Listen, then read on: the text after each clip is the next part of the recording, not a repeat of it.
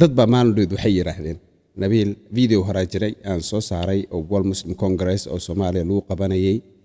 videogaasi dad badan baa waxay yiraahdeen waxaan waa AI iyo wax ka jira male runtii video kale oo muuqaal kale maanta idin wada muuqaalkan waa muuqaal 4 January waa 1965 madaxweynaha dalka Soomaaliyeed Aadan Cabdulle Cusmaan ayaa wuxuu soo gabagabeynayaa shir kii World Muslim Congress 1964 ka dhacay magaalada Muqdisho shirkan waliba waxa lagu qabtay waa golaha shacabka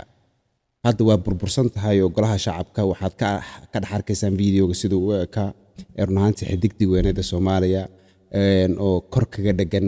iyo waliba sawirka madaxweynaha Aadan Cabdulle Cusmaan Allahu naxariistay sawirkiisa ayaa ku dhagan waxa waliba muuqaalka ku dhax arkaysaan hadda si toos ah oo ka dhax daawanaysaan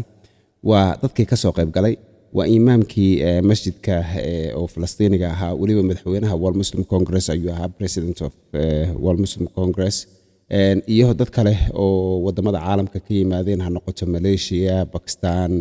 India Carabaha Afrikaanka kale muslimiinta ah shirkan uu ka dhacay wuxuu ahaa shirkii ugu horeeyay ama shirkii labaad World Muslim Congress waxaana nasiib u yeeshay in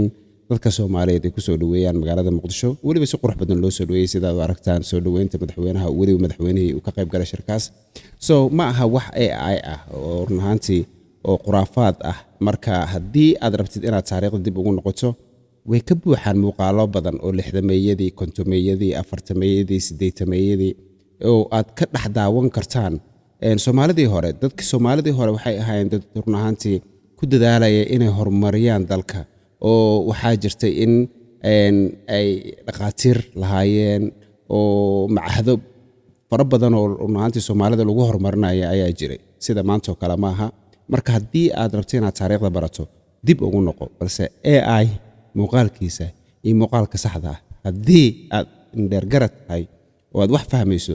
waa kala dareemaysaa AI-ga wax la macmaleeyay weeye oo runtii uma ekaan karo wax sax ah marka sidaas la socda